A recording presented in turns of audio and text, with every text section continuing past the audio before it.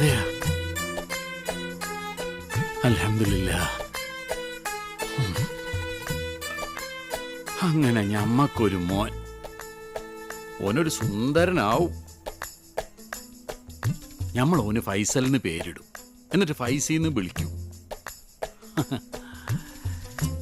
നമ്മൾ ഉണ്ടാക്കണ സ്വത്തുക്കളുടെ ഒക്കെ അവകാശി. അതാണ് നമ്മൾ പറഞ്ഞ് പൈസ ജനിക്കുന്നതിന് മുമ്പേ ഓൻ്റെ കഥ തുടങ്ങിയിരിക്കുന്നതെന്ന്.